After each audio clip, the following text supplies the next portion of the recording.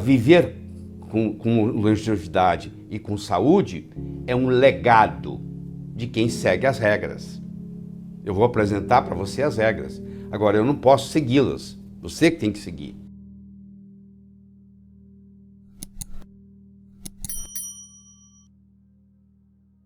Estamos vivendo mais, mas também estamos ficando mais tempo doente. O que adianta você viver 90 anos e estar desde os 70 doente? O negócio não é só acrescentar dias à sua vida, mas, sobretudo, acrescentar vida a seus dias. Você começa a morrer quando as suas recordações começam a ficar mais fortes que as suas aspirações. Quando você começa a conjugar o verbo no passado, eu fui, eu fiz, eu era. Se você observar uma pessoa que está no processo de morrendo aos poucos, você vai ver que ela conjuga o verbo no passado. Então a primeira coisa que nós temos que começar a fazer, independente da idade, é começar a conjugar o verbo no futuro. Você tem que concentrar no futuro. Sabe por quê? Porque é lá que você vai viver o resto da sua vida. O passado já passou, tem nada que você possa fazer. O segmento da população que mais cresce nos dias de hoje é dos centenários. São pessoas com mais de 100 anos. Essa é uma tendência que ocorre no mundo.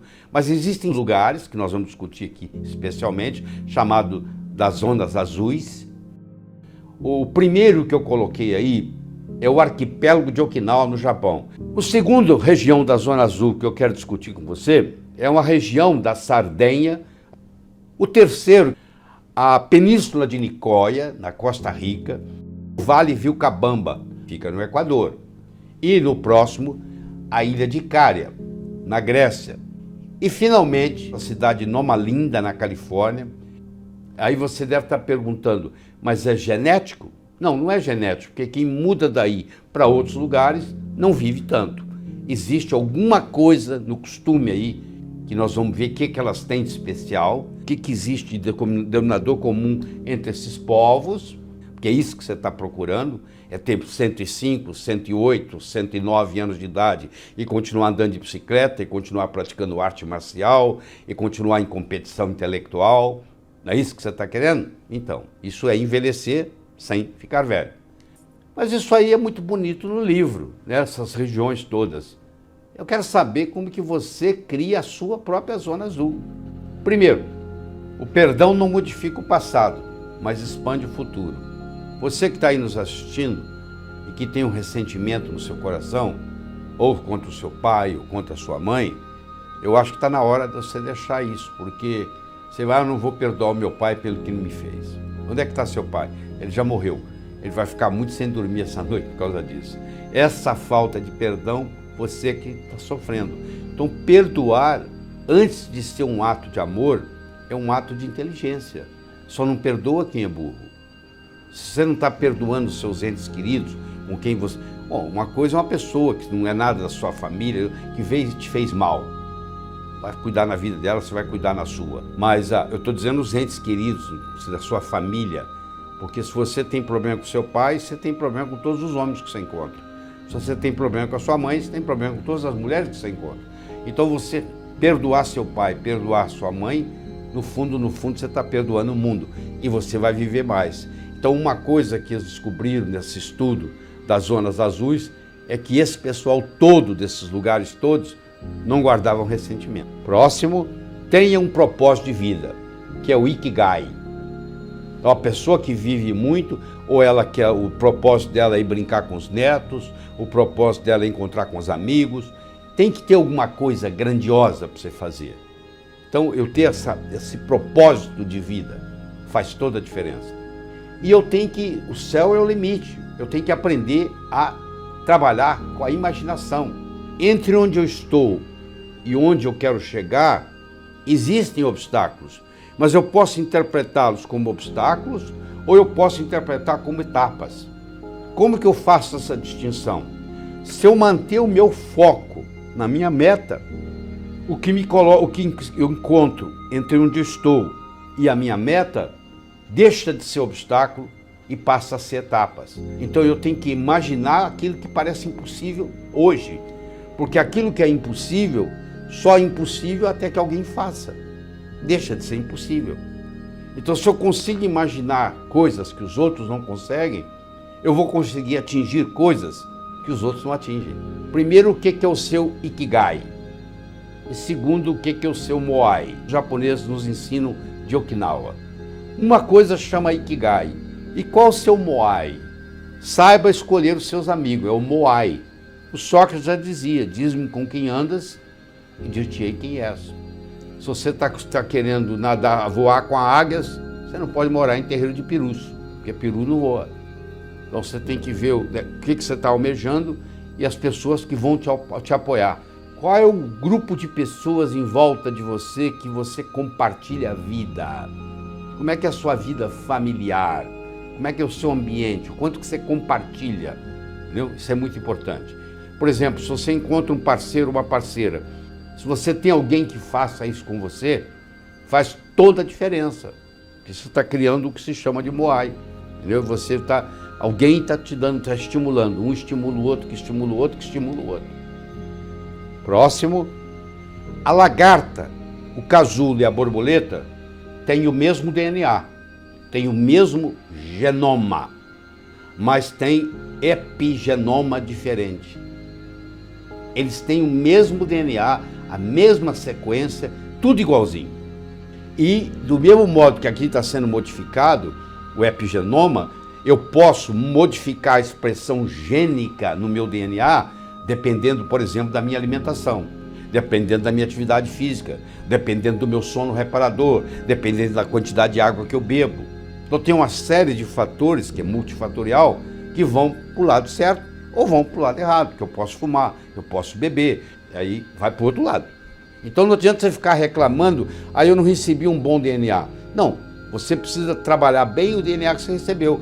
Quando você está jogando baralho, não adianta você ficar reclamando que as cartas que você recebeu são ruins. Você tem que jogar o melhor que você sabe jogar com as cartas que você tem na mão. Então você recebeu um DNA, use a parte de cima, que ele vai expressar as coisas boas e vai inibir as coisas ruins. Seja fisicamente ativo. O que eles descobriram? Eles não vão para a academia levantar peso. Eles não vão andar na esteira. Eles têm uma atividade física o dia inteiro. Eles andam, eles sobem morro, eles descem morro, eles sobem escada, eles descem escada.